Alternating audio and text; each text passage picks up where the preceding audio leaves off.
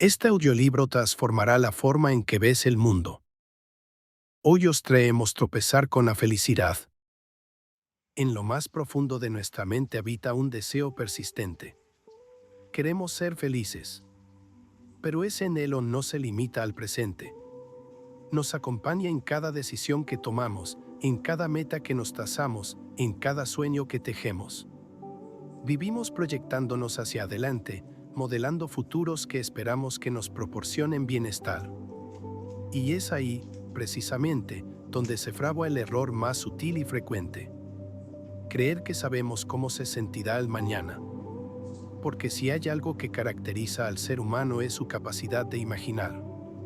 La imaginación nos permite construir castillos en el aire, resolver problemas aún no ocurridos, anticipar consecuencias, preparar respuestas. Sin embargo, esa misma facultad, tan poderosa, también nos engaña. Imaginamos mal. No por falta de creatividad, sino por limitaciones estructurales del cerebro y del sistema emocional.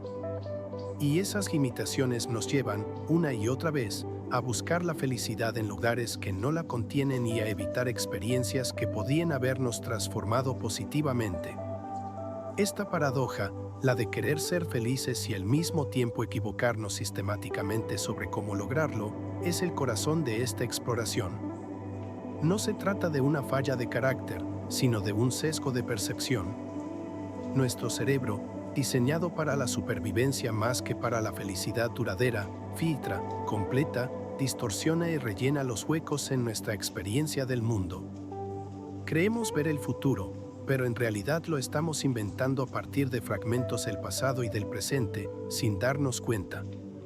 En ese juego de espejos mentales, nuestra memoria y nuestra imaginación, que deberían ser aliadas, se convierten en cómplices de la confusión. Recordamos lo que nos conviene, lo que encaja con nuestra identidad actual, lo que justifica nuestras decisiones. E imaginamos futuros cargados de expectativas tan elaboradas como imprecisas. Como resultado, tomamos decisiones mal fundamentadas que, con frecuencia, nos dejan perplejos cuando el futuro llega y no se siente como esperábamos. Este viaje, entonces, no comienza con una solución, sino con una pregunta fundamental. ¿Qué es lo que realmente sabemos sobre la felicidad? No lo que decimos saber. No lo que el marketing vende. No lo que la cultura repite. Sino lo que la evidencia, la ciencia y la observación revelan sobre cómo funciona la mente cuando intenta alcanzar ese estado tan esquivo. No se trata de resignación, sino de claridad. Porque, como señala Daniel Gilbert con lucidez y humor, solo al entender por qué fallamos en nuestras predicciones emocionales podremos comenzar a tomar decisiones más sabias. Y en ese descubrimiento no solo hay ciencia, también hay una profunda invitación a vernos con más humildad, más paciencia y más compasión. A partir de aquí, lo que parecía un simple libro sobre felicidad se transforma en un espejo. Uno que no embellece, pero sí ilumina. Y nos invita a reconsiderar no solo cómo buscamos la felicidad, sino quién creemos que seremos cuando finalmente la alcancemos. Para entender por qué fracasamos al predecir lo que nos hará felices, primero hay que detenerse en una herramienta que damos por sentada: la memoria. Porque es ella quien provee el material con el que imaginamos el futuro. Y, sin embargo, pocas cosas son tan manipulables como lo que recordamos. Creemos que nuestros acuerdos son archivos fieles de lo vivido, pero en realidad son construcciones parciales, maleables e incluso falsificables.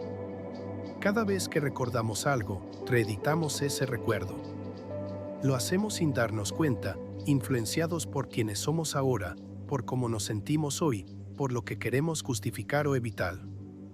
Así, una experiencia que en su momento fue neutral o incluso dolorosa puede volverse más placentera al evocarla años después. Y lo contrario también ocurre. La memoria, lejos de ser una cámara de seguridad, funciona más como un editor literario que embellece, omite o exagera para que el relato tenga sentido. Este fenómeno no es anecdótico. Es central. porque cuando tratamos de predecir cómo nos sentiremos si tomamos una decisión determinada, un nuevo trabajo, un viaje, una ruptura, no estamos proyectando desde la nada. Estamos comparando con lo que recordamos haber sentido en situaciones similares. Y si esos recuerdos están distorsionados, entonces la proyección también lo estará. Hilbert nos lleva aquí a observar cómo la mente, para ahorrar recursos, tiende a generalizar y simplificar. No recordamos todos los detalles de un evento. Recordamos lo más intenso y lo más reciente. Esto es lo que se conoce como la regla del pico final. Nuestra evaluación emocional de una experiencia se basa en su punto más alto o bajo y en cómo terminó, no en el promedio del todo.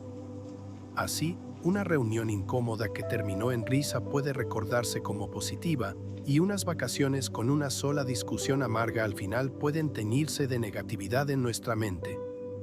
Este sesgo contamina lo que creemos haber aprendido. La consecuencia es profunda. Nos preparamos mal para el futuro porque aprendemos mal del pasado. Si, por ejemplo, evitamos una experiencia porque en el pasado nos hizo infelices, puede ser que esa infelicidad haya sido más breve o menos relevante de lo que recordamos. Y sin embargo, evitamos repetirla con la convicción de que estamos siendo sabios, cuando en realidad estamos siendo víctimas de un recuerdo mal almacenado. Pero la memoria no solo se distorsiona, también se rellena. Nuestro cerebro odia el vacío. Cuando hay huecos en una historia, los completa con suposiciones plausibles. Así, recordamos diálogos que nunca ocurrieron, sensaciones que no tuvimos, incluso decisiones que no tomamos. Y cuanto más confiamos en esas reconstrucciones, más firmemente edificamos futuros que nunca se parecen a lo que esperábamos. En este punto, la obra de Hilbert comienza a desarmar una ilusión cultural profundamente arraigada, la de que nuestras decisiones pasadas nos han enseñado lo suficiente como para no repetir errores. La verdad es que a menudo no aprendemos lo que deberíamos, sino lo que se ajusta a nuestras creencias o miedos. No crecemos por haber vivido, sino por haber reflexionado con claridad. Y esa claridad escasea cuando el filtro de la memoria está sucio. El autor, sin caer en cinismo, nos empuja a mirar este fenómeno con humildad. No para desconfiar patológicamente de todo lo que recordamos, sino para relajar la autoridad que le damos a esos recuerdos. No todo lo que sabemos de nosotros mismos es cierto. Y si reconocemos esa posibilidad, abrimos una rendija para el autoconocimiento más profundo. Este capítulo también nos invita a observar cómo la nostalgia funciona como una trampa emocional. Al idealizar ciertos momentos del pasado, subestimamos la plenitud del presente y saboteamos la frescura del futuro. La memoria selectiva hace que cualquier ayer parezca más brillante, más simple, más alegre. Pero es solo un efecto óptico, como los espejismos en el desierto. Corremos tras ellos sin darnos cuenta de que nunca estuvieron ahí. Así, el mensaje no es que debamos borrar nuestros recuerdos, sino interrogarnos. Preguntarnos qué tan exactos son, qué omiten, qué defienden. Preguntarnos si la versión de los hechos que llevamos con nosotros está sirviendo a nuestro crecimiento o simplemente nos protege del riesgo de volver a sentir. Porque si queremos caminar hacia un futuro que de verdad nos acerque a la felicidad, no a la comodidad, ni a la seguridad, sino a la plenitud, tenemos que dejar de mirar hacia atrás con tanta certidumbre. Tenemos que aprender a dudar de lo que creemos que aprendimos. Solo así la imaginación podrá operar con mayor libertad, y las decisiones del presente tendrán raíces más firmes y ramas más amplias. Es desde esa revisión que comenzamos a ver que no es el pasado quien debe guiarnos, sino una nueva forma de pensar, más lúcida, más flexible, más presente. Y ese será el próximo paso del viaje. Una vez que comprendemos las fallas sutiles de la memoria, nos enfrentamos al otro gran arquitecto de nuestras decisiones futuras: la imaginación. Esa facultad que nos distingue como especie, que nos permite soñar, planear, temer y desear, también puede ser una fuente constante de error.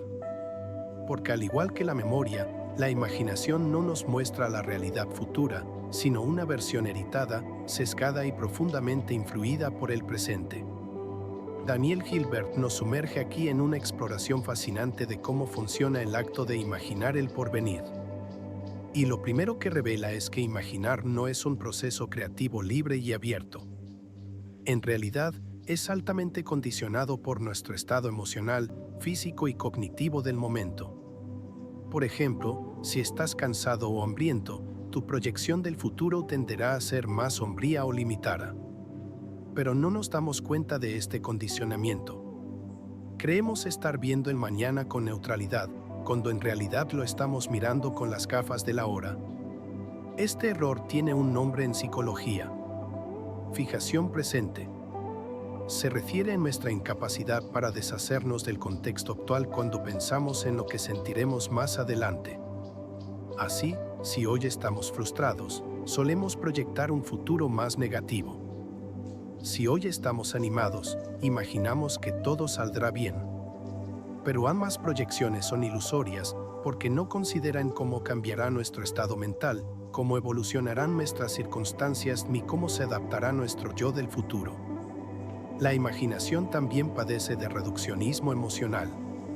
Tendemos a visualizar eventos futuros sin incorporar todos los elementos que realmente estarían presentes en ese escenario. Por ejemplo, al imaginar una ruptura amorosa, pensamos en el dolor devastador, pero olvidamos que también estarán nuestros amigos, nuestro trabajo, nuestras rutinas, nuestros recursos internos. Al imaginar un ascenso laboral, visualizamos el entusiasmo, pero olvidamos el estrés, las responsabilidades adicionales o el desgaste cotidiano. Así, nuestros cálculos emocionales se basan en versiones incompletas del futuro, como si nos proyectáramos a una escena sin decorado, sin otros personajes, sin matices. Gilbert revela además un rasgo inquietante de la imaginación: su tendencia a homogeneizar la experiencia futura.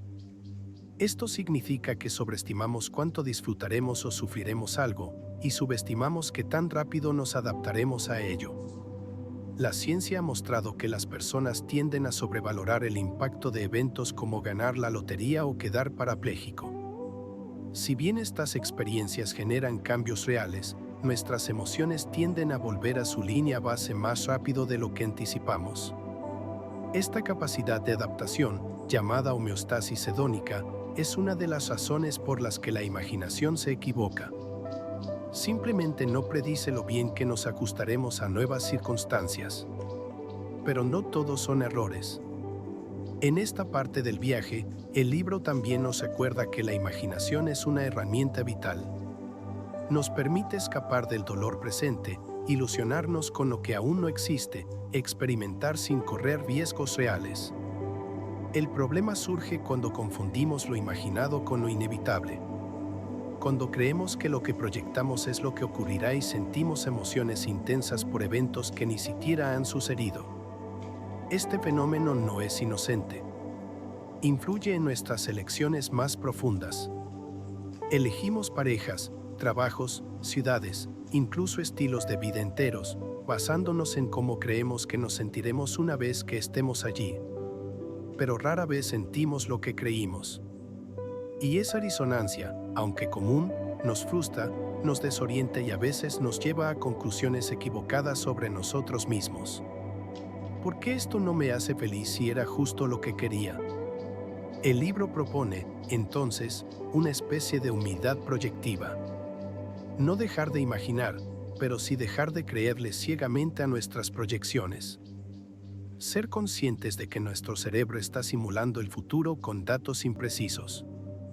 Y que muchas veces, lo que hoy creemos que nos hará felices mañana, ni siquiera nos interesará cuando llegue el momento. Aquí emerge un punto de sabiduría fundamental.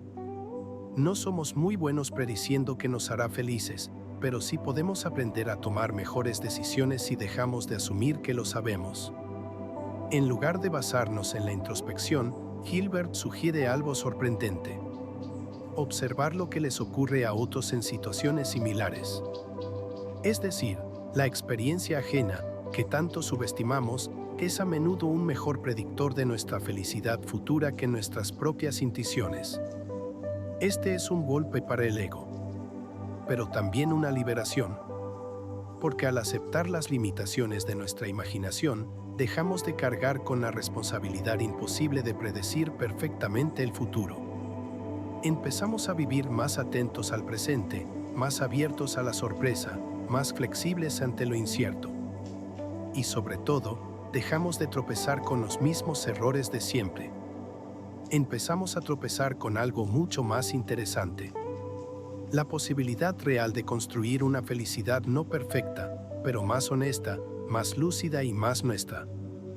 Imaginamos el futuro no solo como un lugar en el tiempo, sino como un escenario donde una versión distinta de nosotros mismos vivirá, actuará, sentirá y juzgará. Pero esa versión futura, que creemos tan familiar, es una construcción ilusoria. Y cuanto más confiamos en ella para tomar decisiones en el presente, más nos arriesgamos a decepcionarnos con los resultados. Gilbert nos plantea una verdad incómoda pero liberadora. El yo futuro no es una extensión del yo actual. Es otra persona. Tiene otros gustos, otras prioridades, otras formas de ver el mundo. Sin embargo, cuando pensamos en el futuro, solemos asumir que seguiremos siendo esencialmente los mismos. Que nos seguirán gustando las mismas comidas, que valoraremos las mismas metas, que disfrutaremos de las mismas compañías. Y esa suposición nos lleva a tomar decisiones para mañana desde una perspectiva de hoy, con toda la carga emocional, intelectual y cultural del presente. Esta ilusión de continuidad es uno de los grandes errores sistemáticos que cometemos. Por ejemplo, que elegimos una carrera universitaria pensando que seguiremos sintiéndonos igual de motivados durante años. Nos comprometemos en relaciones o proyectos con una confianza ciega en que la intensidad emocional que sentimos hoy se mantendrá intacta en el futuro. Compramos casas, invertimos en estilos de vida o incluso tenemos hijos con la firme convicción de que nuestra versión futura lo agradecerá, sin darnos cuenta de que el yo de mañana puede que no quiera lo que el yo de hoy tanto desea. Aquí entra en juego un fenómeno fascinante: la retrospección proyectiva. Es decir, la tendencia a creer que el yo del pasado era muy parecido al actual, lo que refuerza la ilusión de que el yo futuro también lo será. Pero cuando realmente nos detenemos a pensar en cómo hemos cambiado, en lo que antes nos entusiasmaba y ahora nos deja indiferentes, en lo que rechazábamos y hoy buscamos activamente, la evidencia de transformación es abrumadora. Cambiamos. Mucho. Más de lo que nos gusta admitir. Entonces, ¿por qué seguimos planificando como si no lo hiciéramos? Porque aceptar que cambiaremos es reconocer que muchas de nuestras decisiones presentes podrían no servirnos más adelante. Y eso es aterrador. Nos gusta la idea de construir algo duradero, estable, predecible. Pero la realidad psicológica es otra. La identidad es fluida. Y cuanto antes abracemos esa verdad, más libres seremos para tomar decisiones más conscientes, más adaptables y menos rígidas. Gilbert no propone vivir sin planes ni propósito. Propone vivir con elasticidad mental. Reconocer que parte de la felicidad radica en saber soltar lo que ya no encaja con nuestra versión más reciente. Y que una buena decisión no es la que garantiza felicidad eterna, sino la que deja espacio para evolucionar sin culpa. Esto también redefine lo que entendemos por satisfacción. Muchas veces, sufrimos no porque las cosas salieron mal, sino porque no salieron como esperábamos que nos harían sentir. En lugar de reevaluar la experiencia con honestidad, la juzgamos con el molde de una expectativa obsoleta. Así, el viaje se percibe como un fracaso, cuando en realidad el destino cambió porque nosotros cambiamos en el camino.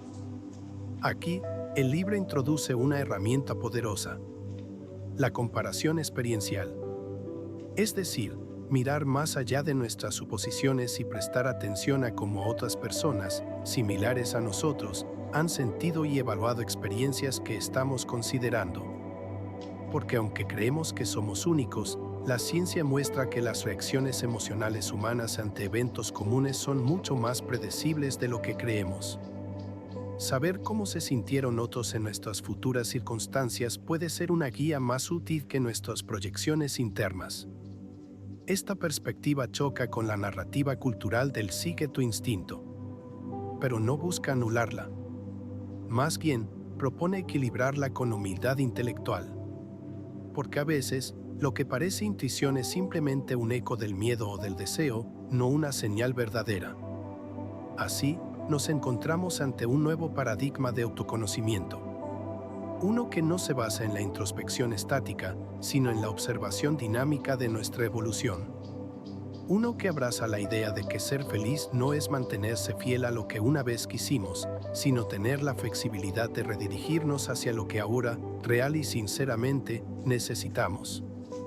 La felicidad, entonces, no es un destino al que se llega con un mapa fijo, sino un compás que debe calibrarse constantemente. Un proceso más artesanal que ingenieril, más vivo que calculado, más humilde que ambicioso. Y en esa dirección, lejos de las promesas de certeza, es donde comienza a revelarse una forma de bienestar más auténtica. No la que nos venden, sino la que descubrimos paso a paso, aceptando que tropezar no es fallar, sino aprender. Si ya hemos descubierto que la memoria distorsiona, que la imaginación simplifica y que el yo futuro no es un reflejo exacto del yo presente, queda por explorar otra dimensión igualmente poderosa que guía nuestras decisiones en la búsqueda de la felicidad. La comparación con los demás.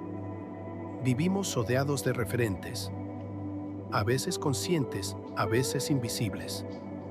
Ellos forman un sistema de espejos en los que, queramos o no, nos medimos constantemente. Lo hacemos cuando navegamos redes sociales, cuando escuchamos las historias de amigos, cuando vemos cómo viven los demás. Comparamos nuestras decisiones, nuestras posesiones, nuestras emociones. Y aunque sabemos que cada persona es un mundo, una parte de nuestra mente necesita posicionarse. Saber si vamos bien, si hemos elegido mejor, si merecemos estar más o menos satisfechos. Daniel Gilbert señala que esta comparación social, aunque inevitable, es una fuente habitual de error emocional. Porque no solo es incompleta, ya que rara vez vemos el cuadro completo de la vida ajena, sino que también está sesgada por lo que preferimos ver. Observamos a los demás con filtros.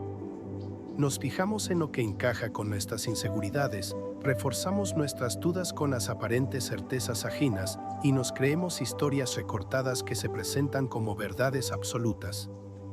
Un ejemplo claro de esto es lo que sucede con las redes sociales. Allí, la vida de otros aparece seleccionada y editada.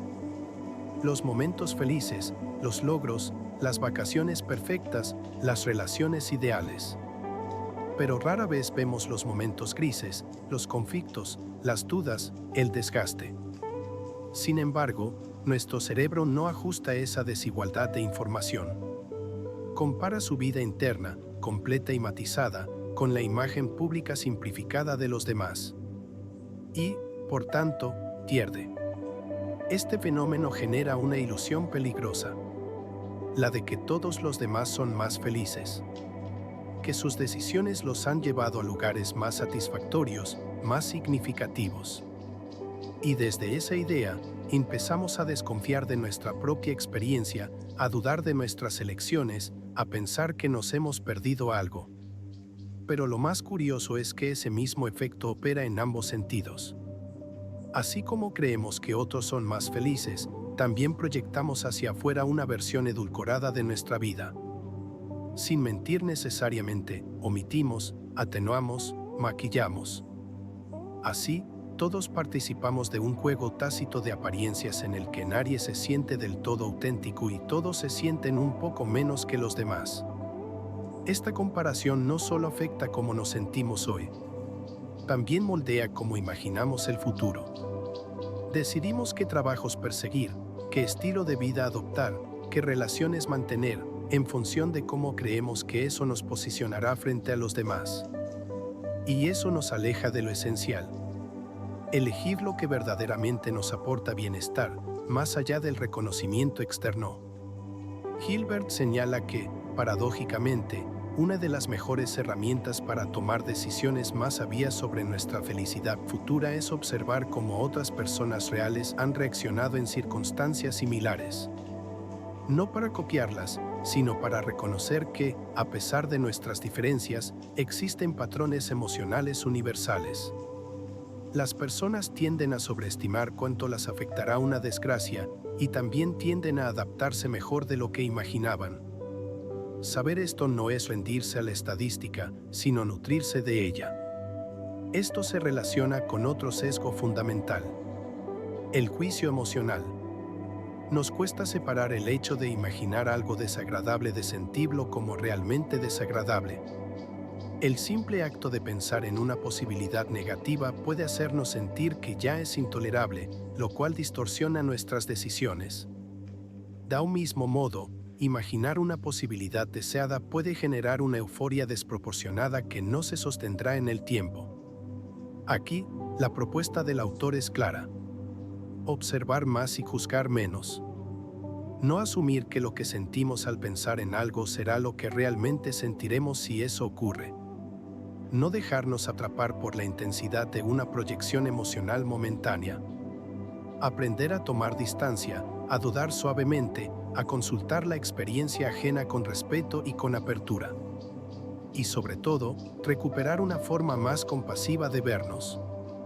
Porque si comprendemos que los demás también tropiezan con la felicidad, que también se equivocan, que también idealizan, que también se preguntan si eligieron bien, entonces dejamos de sentirnos tan solos en nuestra incertidumbre. En ese nuevo modo de vivir, la comparación se transforma. Ya no es una vara para medirnos, sino un espejo para comprendernos. Ya no es una fuente de ansiedad, sino una oportunidad de empatía. Y en ese cambio de mirada, empieza a emerger una felicidad menos dependiente del juicio externo y más arraigada en el respeto por nuestro propio camino. Porque, al final, como sugiere Hilbert con los CIRES, la felicidad no se encuentra donde creemos que está, sino donde dejamos de buscarla compulsivamente. Y ese es el inicio del verdadero hallazgo. Después de recorrer los caminos de la memoria distorsionada, la imaginación inexacta, el yo futuro ilusorio y la comparación social desorientadora, se nos revela una verdad sencilla pero poderosa. La felicidad es menos un destino que una forma de caminar. No se trata de encontrar el lugar perfecto, el trabajo ideal o la relación soñada. Se trata de comprender cómo funciona nuestra mente cuando intenta anticipar la dicha y aprender a relajar la exigencia de acertar siempre. Daniel Delport no nos invita a dejar de buscar la felicidad, sino a buscarla de forma más inteligente, más amable y más informada. A aceptar que somos criaturas diseñadas no para predecir perfectamente el futuro, sino para adaptarnos a él con una flexibilidad asombrosa. Y que esa capacidad de adaptación, aunque poco apreciada, es uno de nuestros mayores activos. Muchas veces, sufrimos no por lo que ocurre, sino por cómo creímos que nos sentiríamos al respecto. Idealizamos futuros, tememos posibilidades, sobrevaloramos elecciones, todo basado en una idea errónea de lo que nos hará felices. Pero si aprendemos a cuestionar esas ideas con curiosidad, si dejamos de ver el error como un fracaso y lo aceptamos como parte del proceso, comenzamos a vivir desde otro lugar. Desde una calma más profunda. El autor sugiere que la verdadera sabiduría no consiste en evitar los tropiezos, sino en tropezar con conciencia. En reconocer nuestras limitaciones sin culpa, en saber que el camino es imperfecto y, aún así, profundamente valioso. Porque cada paso, incluso los que parecen torcidos, nos da una perspectiva nueva, una oportunidad de crecer, de ajustar, de reenfocar. Este enfoque transforma también la idea de éxito. Ya no se mide por cuánto hemos conseguido, sino por cuánto hemos aprendido sobre lo que realmente importa. No se trata de acumular experiencias felices como trofeos, sino de vivir cada experiencia con presencia, honestidad y apertura. A lo largo del libro, Hilbert ha entretejido una idea clave. No sabemos tan bien cómo creemos lo que nos hará felices. Pero eso no es una condena, sino una invitación. Una invitación a bajarnos del pedestal de la certeza, a mirar la vida con humildad científica y emocional, a explorar nuevas formas de conocernos, a consultar la experiencia ajena con respeto, a dejar espacio para el cambio, a tolerar la incertidumbre con gracia. La felicidad, entonces, no es un objeto que se posee, ni una fórmula que se descubre.